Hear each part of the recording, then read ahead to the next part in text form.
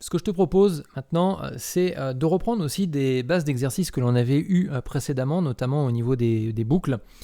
Des boucles et des opérations mathématiques. Donc éventuellement, si tu n'as pas vu ces exercices-là, je t'invite à aller faire un tour dans les exercices associés aux différentes boucles.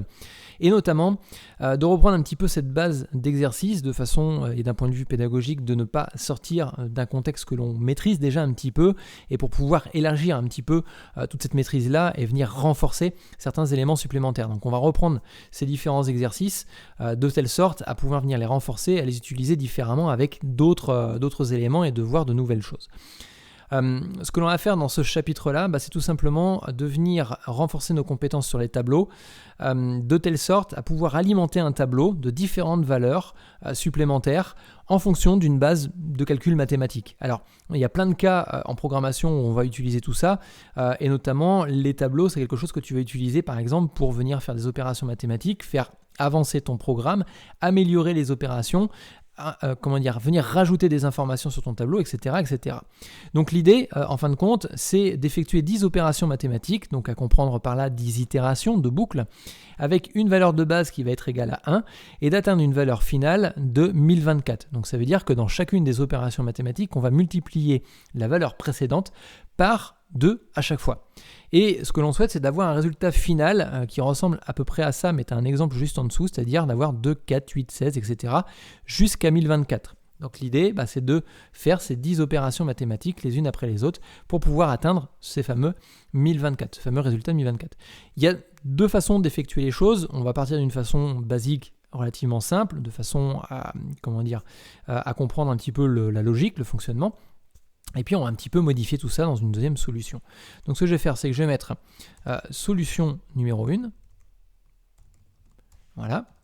Et ce qu'on va faire, c'est qu'on va déclarer une première variable qui va être une variable de base. Donc la base est égale à 1. D'accord ? Ensuite, on va créer notre boucle avec nos 10 opérations mathématiques. Donc je vais faire let i étant égal à 0. Point virgule, je vais avoir ma condition. Alors encore une fois, maintenant, je passe un peu plus rapidement sur cette partie de ce que l'on met dans les différentes boucles parce que c'est des choses qu'on a vues dans les chapitres précédents. Et notamment, ce qui m'intéresse, c'est aussi d'avoir un tableau. Donc, c'est-à-dire utiliser un tableau qui va par défaut être égal à rien du tout parce qu'au départ, il est vide et nous, ce qu'on veut, c'est le remplir au fur et à mesure que l'on avance dans nos opérations mathématiques. Donc, ce que je vais faire, c'est que je vais faire un petit console.log de mon tableau pour voir un petit peu quelle tronche il a dès le départ et ici, d'effectuer l'affichage. Donc là, j'ai bien un tableau, mais pour l'instant, ça ne ressemble pas vraiment à ce que l'on a juste là. Donc, comment est-ce qu'on va faire ça ? Alors, juste une petite aparté là-dessus. La base ici, je l'ai définie juste avant. On aurait pu très bien partir sur le postulat que i soit notre base. Dans ces cas-là, il aurait fallu faire i plus petit ou égal à 10. Mais ce que je préfère, c'est conserver une variable pour chaque problématique. Ici, on a notre base qui est une variable et dans laquelle on sait que l'on va définir notre valeur à 1 et on remplit cette problématique-là. On sait qu'on a 10 opérations mathématiques à faire. Donc là, concrètement, alors tu vois, ici c'était 1, c'était pas i. Je préfère mettre 0 et strictement plus petit que 10 pour avoir 10 itérations possibles. D'ailleurs, si on fait un petit console.log, si encore à ce moment-là de la formation, les tableaux te posent un petit problème, si je fais, si je fais un push de i plutôt, excuse-moi, si je fais un push de i, eh bien je me retrouve avec un tableau avec donc alors c'est pas ce que je voulais faire, c'était plutôt ça, comme ça, voilà. Si je fais un push de i, je me retrouve avec un tableau qui va de 0 jusqu'à 9. Donc j'ai bien mes 10 opérations, mes 10 itérations dans mon tableau qui sont faits, sauf que, encore une fois, ça ne ressemble pas à ce que l'on cherche à avoir ici. Alors comment est-ce qu'on va faire ça ? C'est assez simple, on va utiliser notre base que l'on va multiplier par 2, d'accord ? Et on va mettre notre base dans notre tableau. Aussi simplement que ça. Donc on reprend ce que l'on a vu, les éléments sur les tableaux dans les chapitres précédents, et là on vient ajouter, empiler des nouvelles informations dans ce fameux tableau.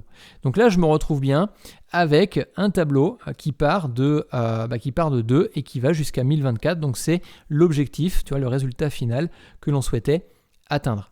Maintenant, il y a une deuxième solution que l'on peut utiliser pour faire ça. Notamment, je vais la mettre ici, solution solution 2. Ce que je vais faire, c'est que je vais commenter tout ça avant pour éviter de parasiter un petit peu nos différents logs dans notre terminal, d'accord?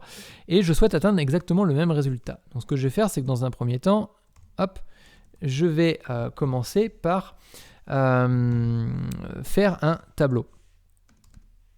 Voilà, ça c'est la première chose. On va faire, alors pas print, mais console.log de mon fameux tableau. Et de ce tableau-là, je vais commencer à empiler de la valeur dedans. Donc je vais faire un for, je vais faire donc encore une fois let i est égal à 0, voilà.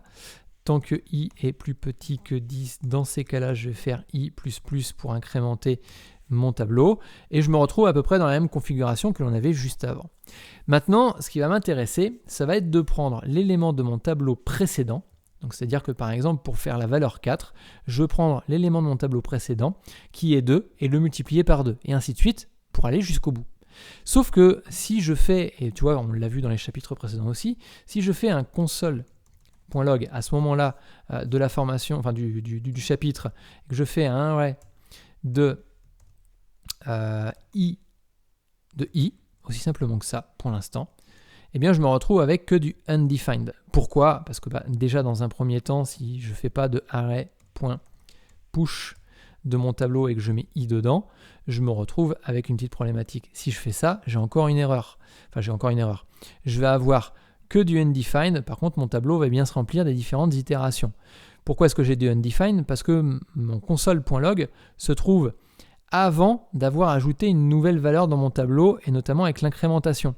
Là, il va se trouver que il va avoir aucun index de défini. Et si je le mets à cet endroit-là, par contre, je me retrouve bien avec 0 jusqu'à 9. Donc ça veut dire que ma variable de i prend bien en compte l'index de mon tableau courant. Moi, ce que je veux, c'est prendre l'index précédent. Donc pour prendre l'index précédent, je vais faire un i-1, d'accord? Et là, qu'est-ce qui se passe?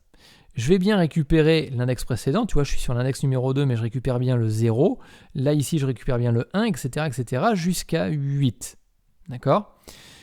Sauf que la première itération, c'est undefined. C'est quand même gênant. Alors, le undefined, on l'a vu dans le chapitre sur les variables, donc éventuellement, je te laisserai aller faire un petit tour là-bas, dans ce chapitre-là.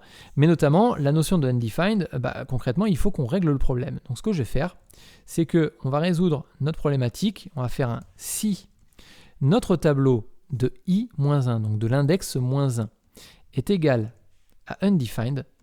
Dans ces cas-là, je vais faire un array push, hop là, push de notre base multipliée par 2. Alors, je n'ai pas défini la base juste avant. Ce que je vais faire maintenant, je vais faire... Alors, la base ne bougera pas. Donc là, ici, je peux faire un const, d'accord, de ma base qui va être égal à 1. Donc là, ce que je peux faire, c'est ma base multipliée par 2. Et concrètement, si j'affiche le debug de tout ça, je me retrouve qu'avec des 2, ce qui est tout à fait logique, d'accord. Et ensuite, je vais faire un else. Et ce que je vais faire, c'est que je vais reprendre mon tableau. Je vais prendre la variable i-1, d'accord.